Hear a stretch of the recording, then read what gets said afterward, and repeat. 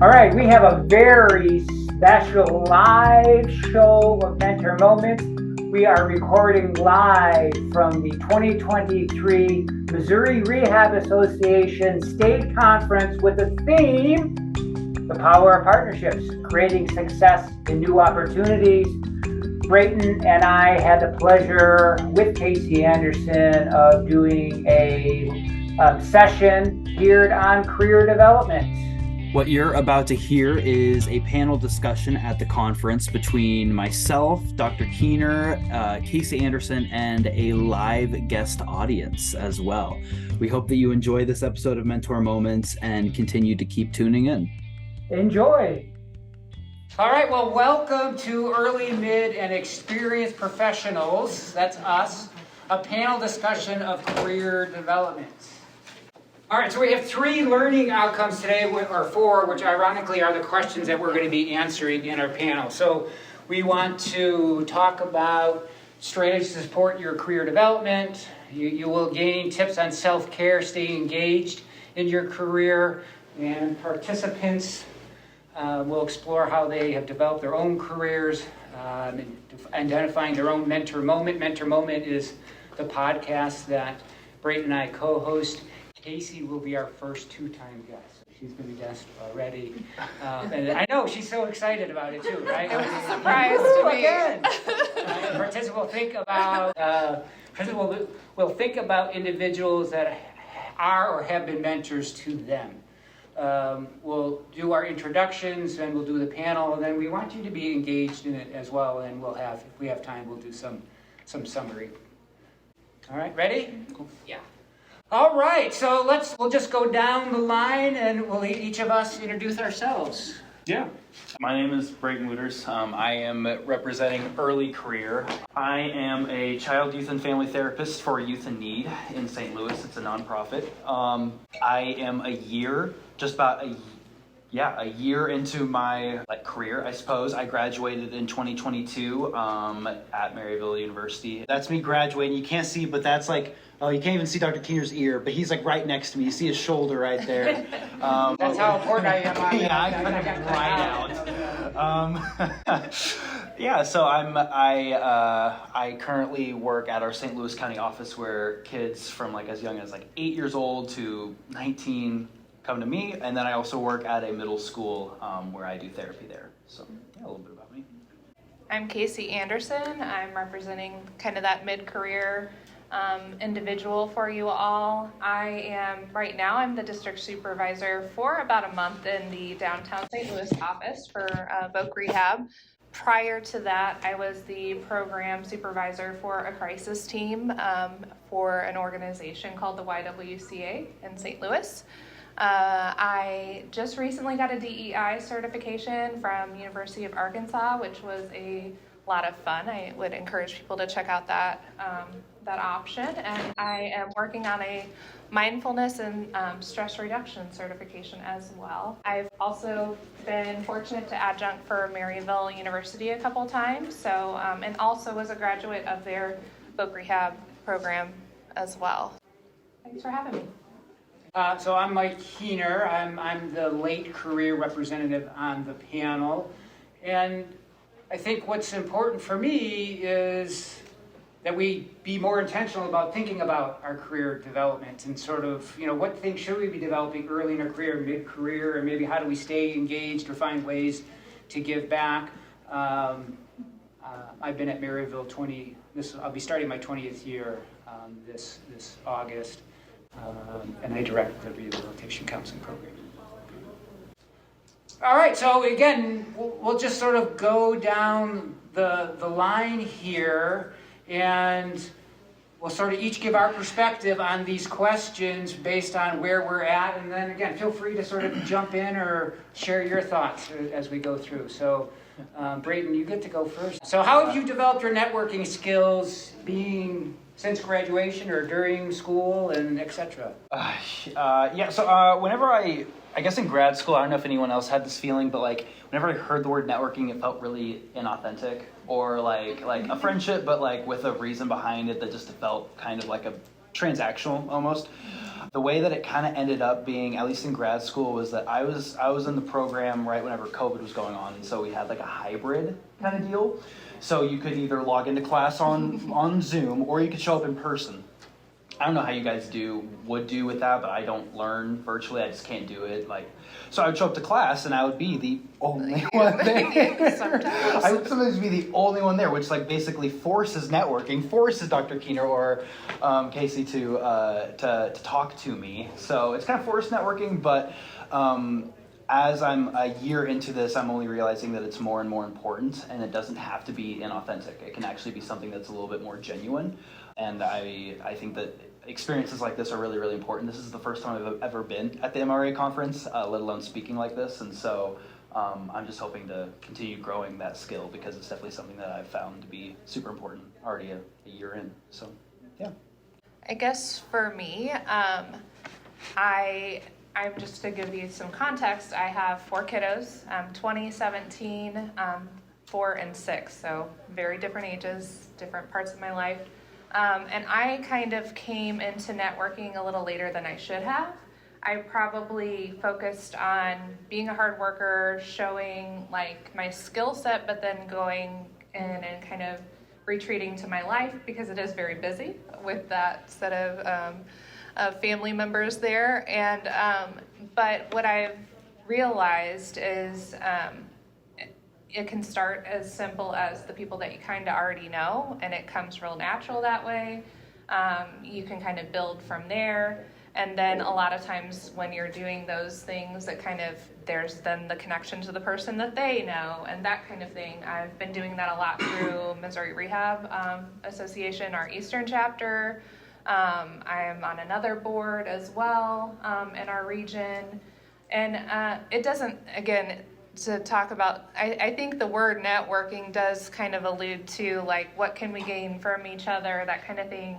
I mean, if you value relationships, and that's the important piece that you always keep in mind, and trying to learn a little something about everybody, it really is it's fun, and it's a good way to kind of figure out oh, well, I didn't know that service existed. Or I mean, for me, I'm learning a lot about how also to kind of bring information back to my teams, or other individuals that I went to school with that maybe don't work at VR, and oh, did you know about this? So there's a lot of value in doing it. I wish I had emphasized this in my life earlier, like Brayton is doing a great job of now, but it's not too late either. So it's just, I'm glad that I am, because I'm having a lot of fun, and you can still do family events with networking, which we try to also do through our chapter. Having them at a food truck garden and stuff like that allows me to bring a kiddo or bring my spouse or whatever, depending on the scheduling and stuff like that.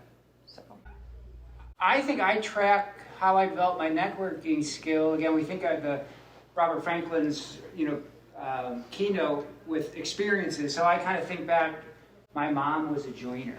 I mean, she was always in some kind of professional organization, or she was the one always planning her high school and college reunions. I mean, she was been involved with that for 50 years. And so I guess I didn't know different, right? So I just started, so it wasn't a word, again, like we're saying, networking.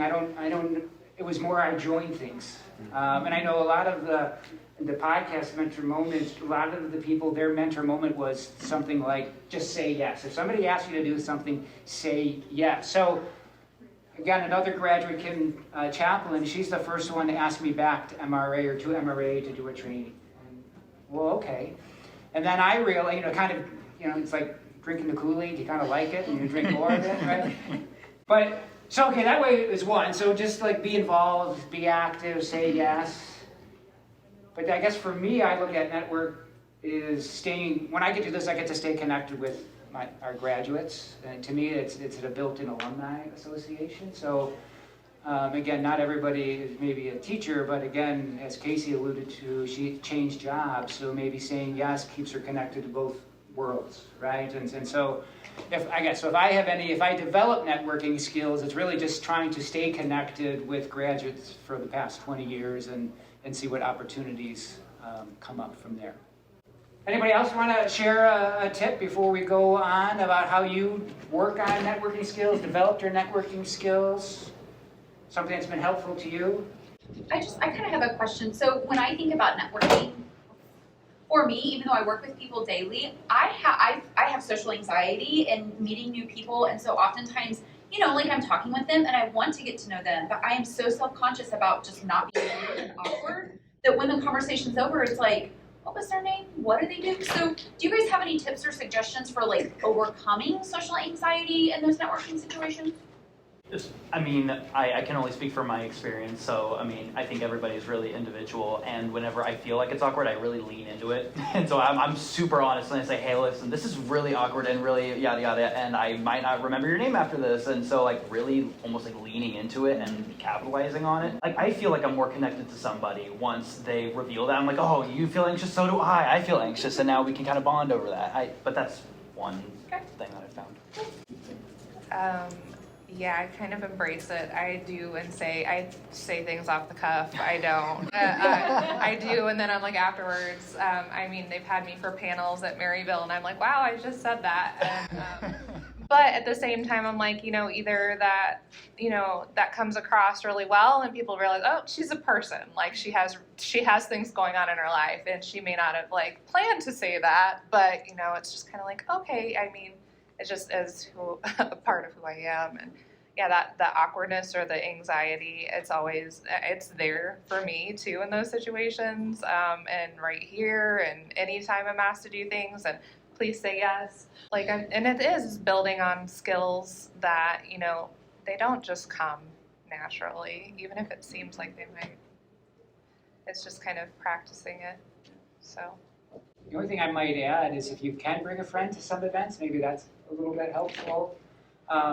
It's great that you know that you're aware of it, and so I might say give yourself a break after the event so you can sort of recharge, because maybe you're super drained, so you're like, okay. So in that same vein, you have to give yourself the pep talk going into it, right? Yeah, you can do it, or some question starters or whatnot. I don't have good tips for remembering names either, besides people say, well, if you use it 3 times in a sentence beforehand, but sometimes I'm good with that, sometimes I'm not. Anybody else have suggestions for? For the name, I do go through the alphabet and hopefully land on the letter and then make the association.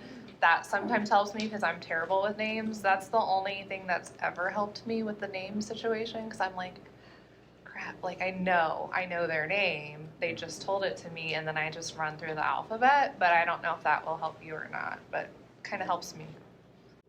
I think it's like in the classroom, we get a roster, so I do practice that, and then I make sure I say names there, but like in a free form open to that, I'm not as great. I think I kind of struggle with the name thing too. I don't necessarily struggle as much with anxiety, but whenever I get nervous, I do talk a lot and I talk fast. So there are times, and I'm horrible with names unless it's like a unique name, but a lot of times I will say, I'm sorry, but what was your name again? And just basically just blurting it out. And I'm like, oh, yeah, and your name was? Yeah, so they're probably not remembering your name just as much as you're not theirs. That's kind of what I do. I guess some that maybe my wife and I go to an event and I don't know somebody, I go, you introduce yourself first. And that way, okay, then okay. So I don't know, maybe that helps, right? So. Yeah. Okay. Yeah. Right. Comfortable? Okay. Tips, self-care tips.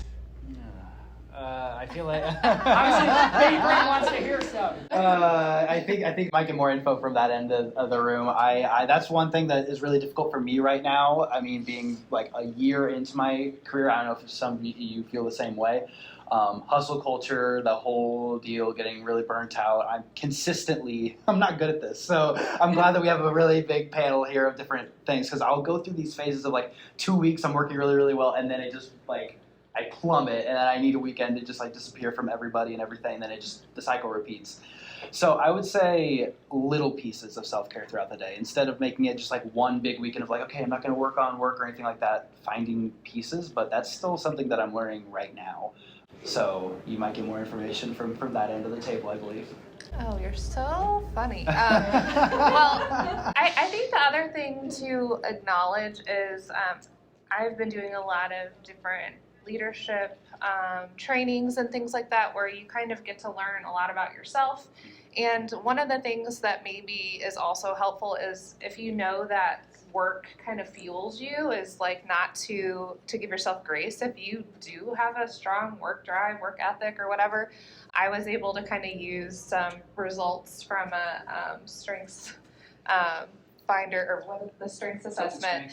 Yeah, and I was able to go like, look, see, because I had supervisors that were always like, you're gonna burn yourself out, you're gonna, and I'm like, no, I like know my limits, like I love this, what I'm working on. And literally like one of the results was you get energy from this, like you know, that is who you are.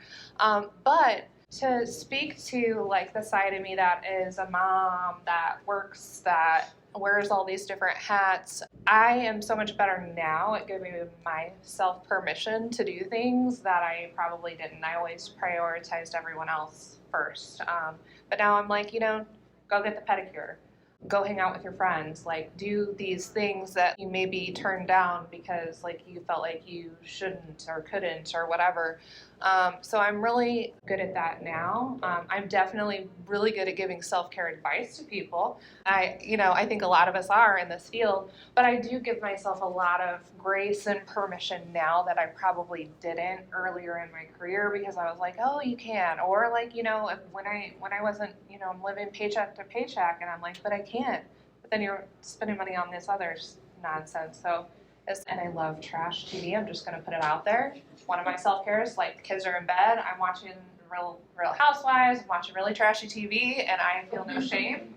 Everybody has to have a guilty pleasure, and that's kind of one of mine. So, I think I have benefited on self-care. I think being the experienced person, so I have years to sort of think about it. And going back to my parents, my dad had his own business. He worked 7 days a week. He was pretty much the most time the only person that, it was a shop of one. So again, if he wasn't there, the shop was closed. My mom worked multiple jobs almost her entire life. So again, that sort of work ethic was sort of ingrained in. So it's going to say funny that I say balance is the key, but to me, slow and steady is my balance. I am somebody that will go to work 7 days a week, but I'm not 8 hours on weekends. I might just come in for 2 hours here or there. I don't know how many of you, my job is not a 9-to-5 job. It's sort of salaried, and you're just sort of, so again, I don't necessarily have to clock in. So I'm also fortunate where teaching, we teach at night here in the grad program, so I can sort of get up and have a cup of coffee, watch TV with my wife, the news, I'll go work out, then I'll go to school.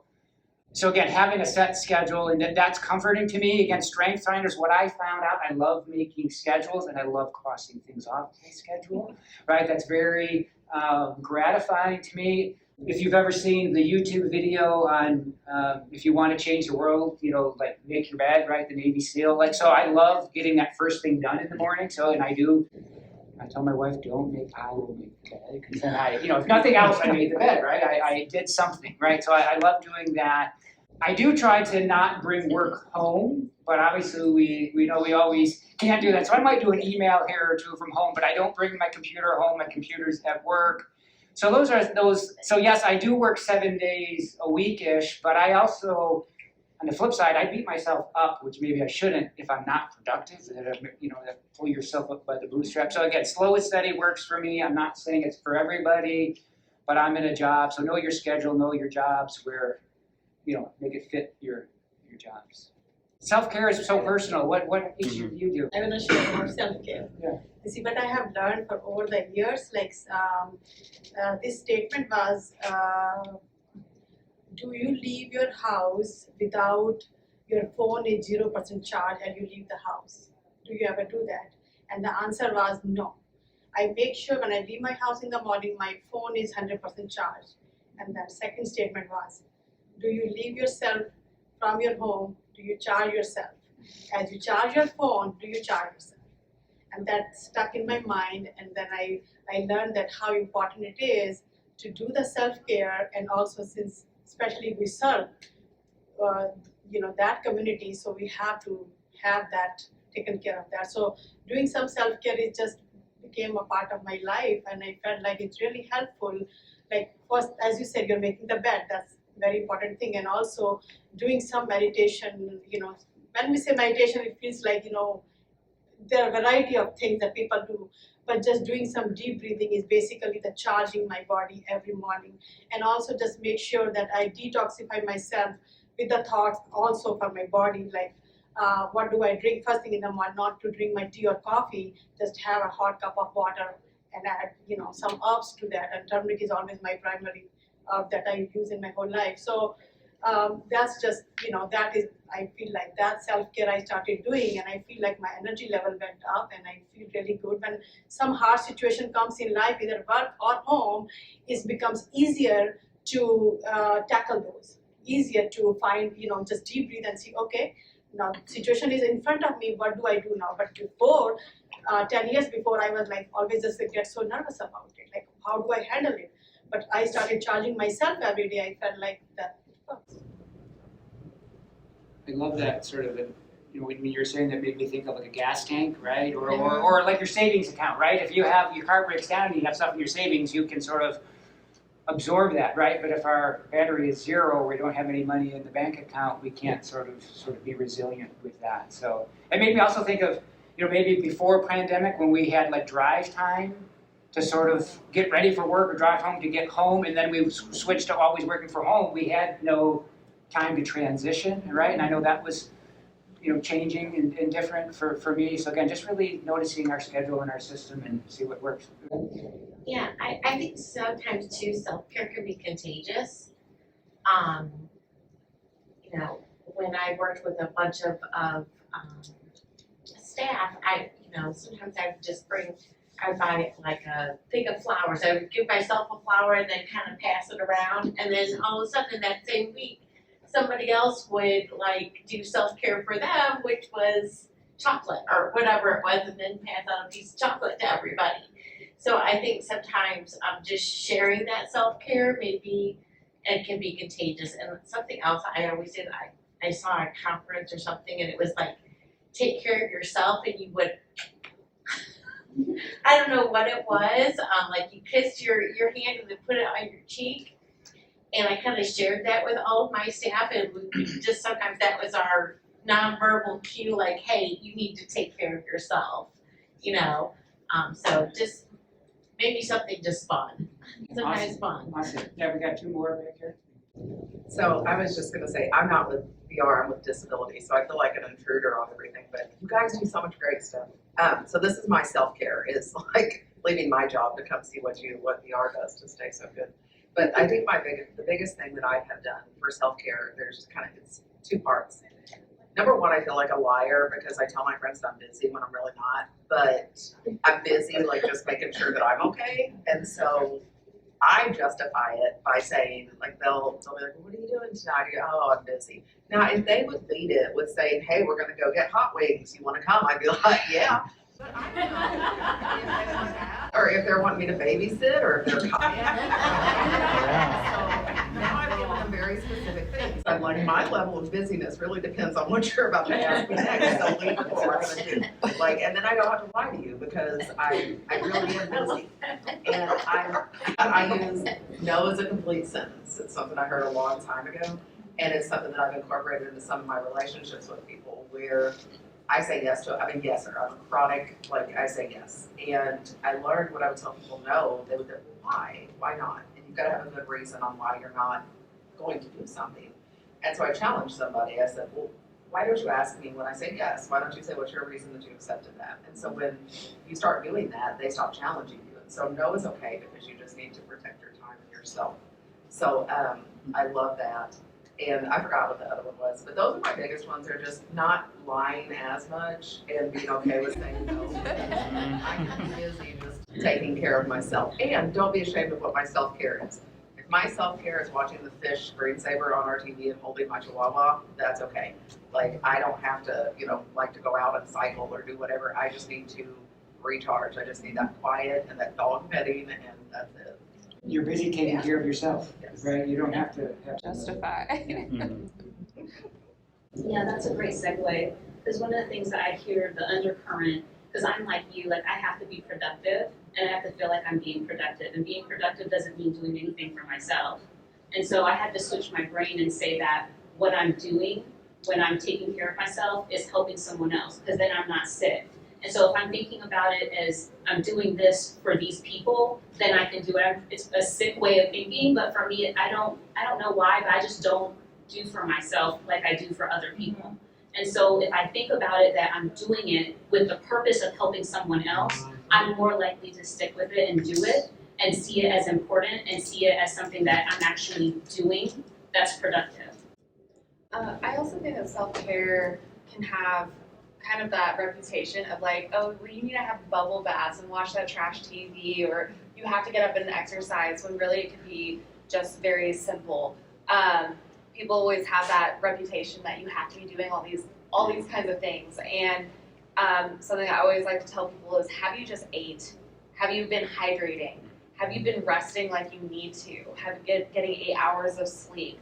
And I always tell clients when they come in, I'm like, have you just had those basic things? Are you brushing your teeth? Are you bathing? And so I'm just like, at least get the basics done. And so that's always something that I'm like, just try that first before you're trying to go get the frou-frou bubble baths or trying to go run a marathon, okay? Just eat, please. Hydrate. Use the restroom. Use the restroom. Yeah. Very solution focused, right? Small steps leads to bigger steps. Snowball grows to a bigger one. And one more thing while I was thinking about it. Has anyone heard of like the trend of like having a third place or anything? So like the idea behind it is that like your first place is like home. And so when you're home, even though you're at home, you're still wearing a hat, whether that be either you have kids at home or you have pets, you're still wearing a hat. You go to work, that's your second place. And then a lot of people don't have a third place that they can just go to, whether that be a friend's house, whether that be a coffee place, whether that be somewhere, an aquarium, I don't know. But having a third place that you can go where you're not really wearing a hat and you're just there as a person instead of having that role tied but behind the place that you're at. So, yeah. Brayton, how have you stayed engaged in your career development? Or how will you? Stay engaged. Yeah. I try to meet with my supervisor once a year just to talk about what's next, where I'm at in my career. If you don't have that meeting already, like kind of like in part of your career already, I try to have a supervisor meeting with whoever I'm working with. And then in terms of like making it fun, make it fun. Mentor Moments, the podcast that Dr. Kiener and I do, that has been one of the strongest ways of getting engaged, and because it's something that's fun to do. That's for the most part how I do it. I mean, kind of the same thing, or a passion. The things that you're passionate about.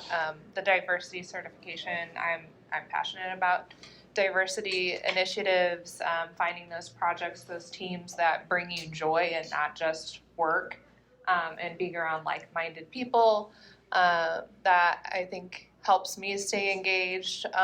Engagement can be as simple as like walking around and saying good morning to people. It doesn't have to be, again, like some stuff can be basic. I know that, if we want to see employee engagement increase, it's just people feeling connected. So relationships, having team parties, different things like that, help me kind of go, okay, I'm going to continue with this career here with VR, as a supervisor, hopefully maintaining folks that really are passionate about services on my team. I also with Missouri Voc Rehab, there's a lot of ad hoc teams. There's folks that'll let you kind of explore what they do if you just reach out to them. I've reached out to our business team and just asked questions, and they're like, you can come hang out with us whenever you want. So just finding those opportunities to kind of continue to see where your position or where you see yourself in your career, so that you're kind of happy and active where you're at. I think my answer is a combination of both, but I think I'm going to start it by saying I think that's a question if we're applying for a new job, or if you're coaching a client consumer for a job, I think that's a question they should ask their employer. Mm-hmm. Like, how do they support career development, or what milestones do they have, or how do they help you transition? As we say, we don't want a job, we want a career. So So what are those things that will mark, and not just sort of being promoted, right? I mean, we don't necessarily need to be a supervisor to be in a leadership role, right? We all have sort of individual leadership. How are we carrying ourselves? It happens to be supervisor, that's great. So again, one is looking at what maybe your employer does. I would say ask questions too, or ask for things like maybe there is money that you didn't know to send you to conferences or trainings or whatnot. I would find mentors again, or supervisors, both formal and informal. Maybe sometimes I think it's beneficial to have people outside of your office, right? Because maybe you want to talk about your office, right? And in a nice way. We're not lying to them, right? But like, okay, here I'm struggling with my supervisor. How it's hard to go to your supervisor for that, right? So kind of, right? So yeah, I guess that, and just I guess with age, right? We're just being reflective now, or I'm being reflective. What were those milestones that I maybe that's more the next question, but again, maybe it's understanding what work means to me from a family cultural perspective, right? I always thought I was somebody that's going to work until I die, and maybe not so much anymore, right? There is a transition there. Open. Whatever each. Yes. One of the things I like to do is I like to reach out and take trainings from some of my community partnering organizations, because then, one, it also keeps me on top of things, but it allows me to stay connected with those organizations and to show that I find what they feel is a strong, thing in their organization, and I want to bring that to myself. So sometimes it's really just engaging with those partners and finding out what are they doing, and is that something that would benefit me in my position, and how could I use that and still, keep that connection with my community partners. So. I love that. When I was thinking about this question too, right? If we sort of look at career development in stages, early career, maybe we're still like getting your feet. Now they're wet, now they're dry, right? We got like, okay, do I know how to do the day-to-day things, right? Do I know how to do electronic records or whatever, that type of thing? Am I documenting, right? Maybe mid-career now we're, okay, I should feel comfortable here. So how am I growing or developing? And maybe that is being a promotion or not. And I know for me, right, if I'm the experienced one, is making sure I'm not falling behind. Am I staying up to date now? Do I feel comfortable with technology and whatnot? And then, like, I guess a little bit now too is, can I give back in a different way, right? So I don't necessarily need a side hustle anymore, but I'm happy to help somebody start their side hustle, right? Like that kind of thing. So, anybody else? Brayton, are you ready for number 4? Yeah, so intentional ways you've developed in your career. How have you reached or capitalized on career milestones? So when I think about milestones, I think about, I just have it's Youth in Need, and they always put like yin in front of everything. So I had like my first year yin-iversary. I don't know, it was like an email. But I saw it, and it made me think about how I started at Youth in Need. I started at Youth in Need as an intern, and so one thing that I thought about was, well, what did I wish I had whenever I was an intern? And so that's one thing that I'm trying to apply now every year is like, okay, what are the supports that I needed a year ago, and how can I help make that connection? So with all the interns that are coming to Youth in Need, they usually end up emailing me somehow. I put out my emails, hey, I was an intern once, if you guys need anything, yada, yada, yada. And so now I help out the interns with whatever it is that they need on onboarding sites or anything like that, any other things that kind of get missed with the trainings. I try to provide that supplemental thing. So that's one trend that I'm trying to find with milestones. And I'm sure that there's other milestones, but that's the biggest one in my brain. And just like trainings, certifications, just staying up to date on those kinds of things. I think I'm starting an EMDR training this summer. I've still got to work out the kinks on that, but so we'll see. I would say some of the ways that I have capitalized or developed has been some risk taking. Sometimes it's not really the thing that I had my mind set on, or maybe I was dodging it because there was a little risk of, okay, these people may not know me, I don't know how I'll be perceived, but I'm going to just go ahead and put myself out there. So some of those moments have actually turned out to be the ones that have helped shape my career the most, is when I've just kind of like took a leap and done it with the MRA president thing, even with this position. Nobody in downtown really knew who I was, and it was just kind of a risk, but I went ahead and did it just to see how things go. And so sometimes those unplanned intentional things that have occurred have really shaped and developed my career. I don't know about really like the milestone piece. I think I just keep I just keep challenging. I kind of like you said back there, I still kind of challenge myself. I don't plan on going back to school per se, like to get like a PhD or anything like that, but like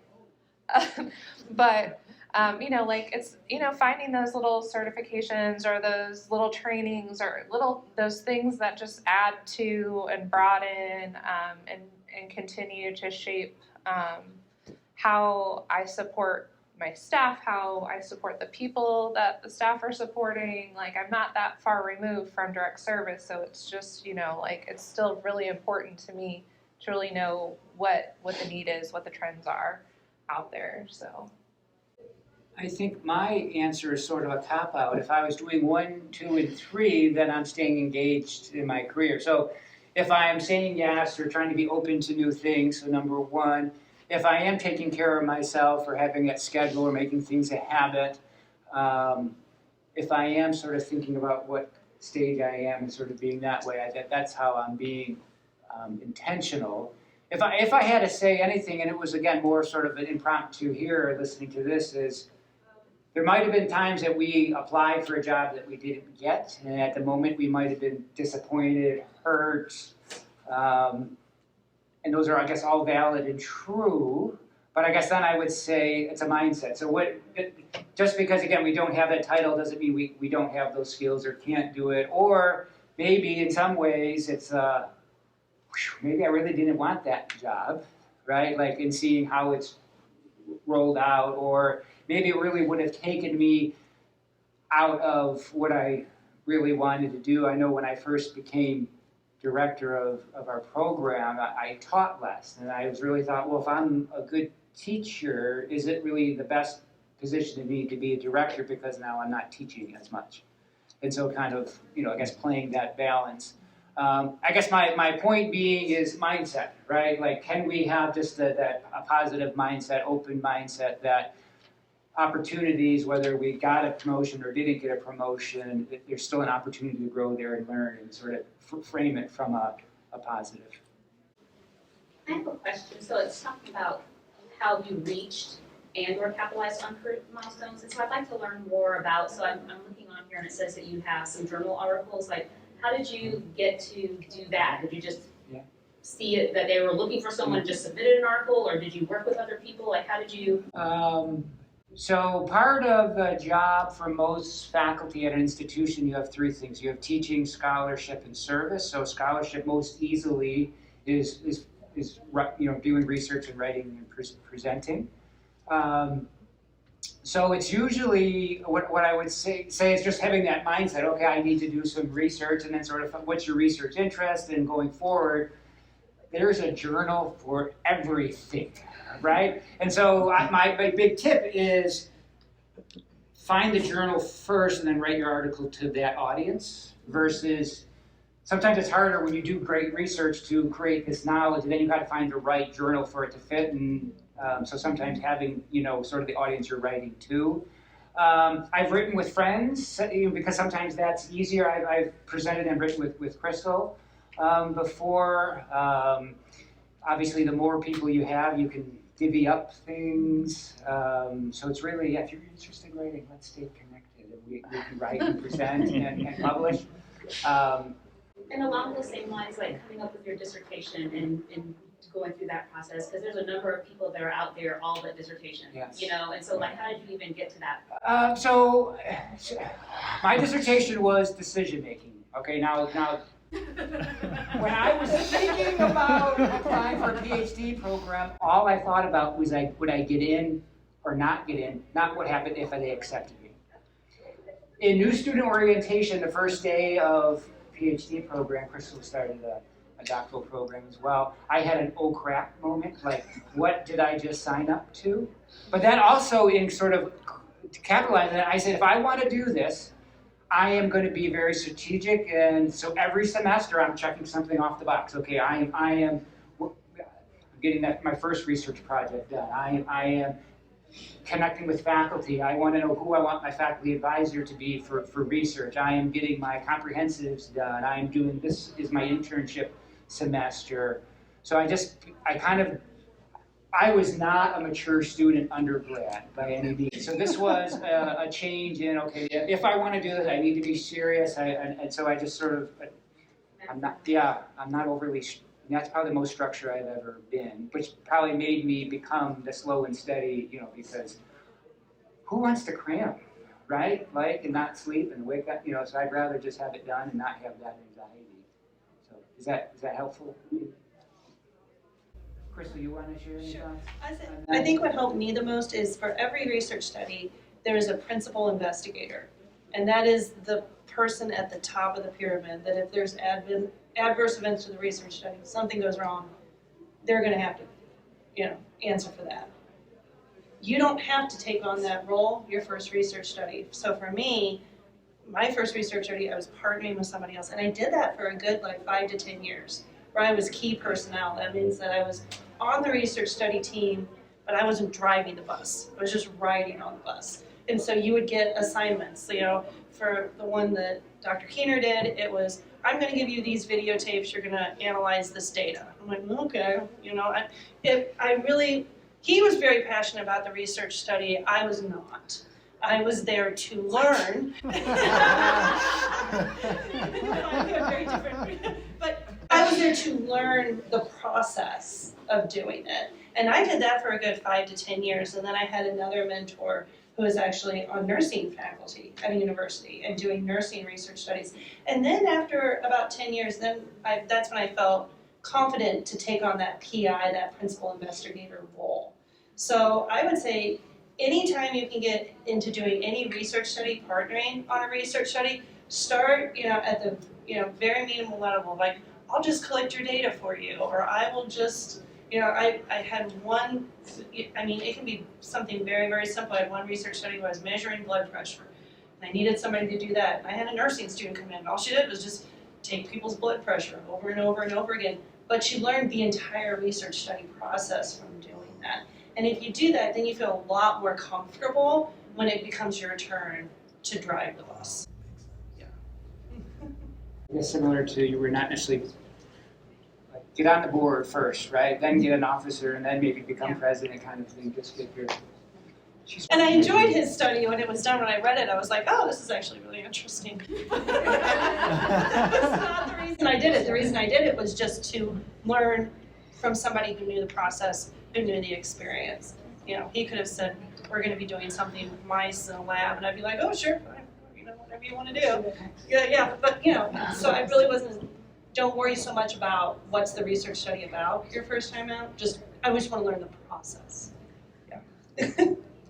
And to kind of point out the trickle down effect, I was included on research with Crystal because I was with Crystal for my practicum, and the stuff that you guys were doing, I was able to help with too. And so I want to echo that and as well. And that got presented at a National Music Therapy Association conference. He really didn't. Let's not downplay what. He cared, but not probably as much as he cares about this field. It's so. Yeah, but it gave him the experience of the entire process from beginning to end, so he really understood how to do it, Should we round? Sure. We have, I guess it's 2:15 we're down, and it's 2:07. So 2:07, yes. Okay. Envision staying engaged in your career and or becoming a mentor. I'm going to try to speak on my thing because I'm early career. It's hard to see yourself as a mentor. Being a year into it. There might be some feelings of imposter syndrome of, I'm just a year into this. I have no role in being a mentor to anybody, and that is that couldn't be further from the truth. It's all about finding your opportunities. And so literally finding, like, a year ago today, how can I help those individuals? It's something as simple as that. And it looks like a lot of fighting of imposter syndrome of, well, early in my career, I have no place to be like mentoring somebody else. You've got a lot to offer. And so capitalizing on your strengths, capitalizing on what you bring to the table, and staying engaged in my career, continuing to come to the MRA conference and speaking. I think you are mentoring. You mentor the interns that come in. Right, exactly. Yeah. So give yourself a little bit of credit. And so to get there, it's fighting. It's fighting that, oh, should I really be doing this? Or maybe this is more of like a supervisor could answer your question. If they're asking you the question, there's a reason why they're asking you. So. Do you also feel you mentored the youth that you work with?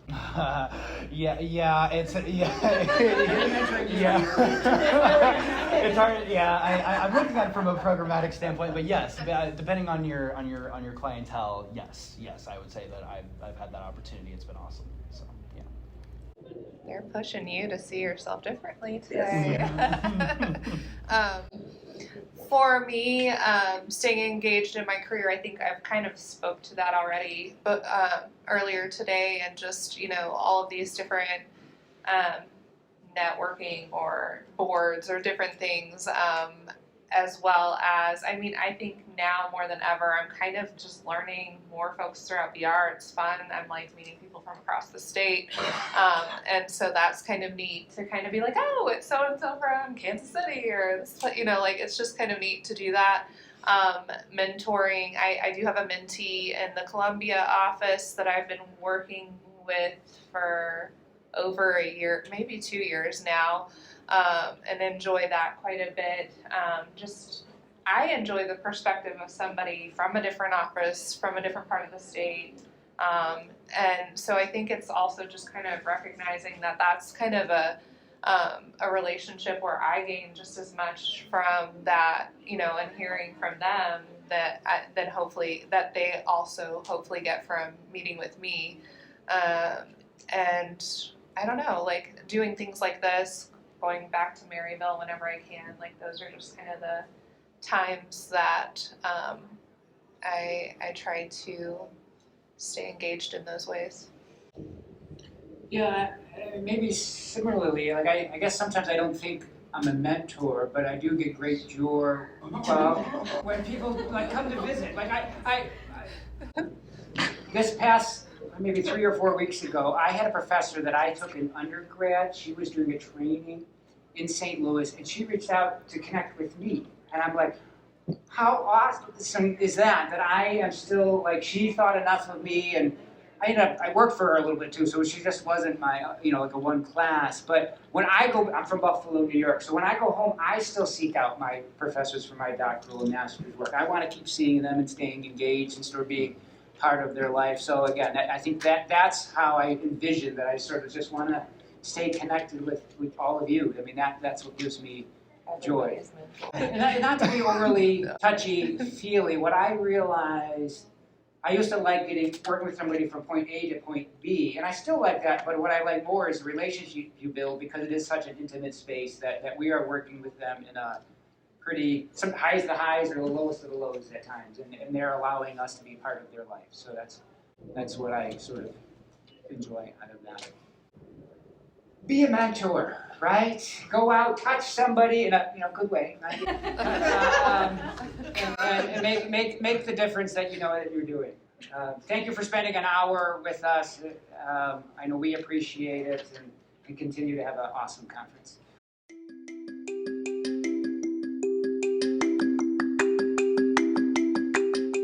We want to thank you guys again for listening to another episode of Mentor Moments, and we want to take this time to listen to you guys, our audience. If there's anybody specific or anyone in a general field of study that you would love for us to interview, feel free to give us an email. We'll put our contact information in the description of this episode. We couldn't be more happy about the amount of listens and plays and interaction that we've gotten from Season 1 and Season 2.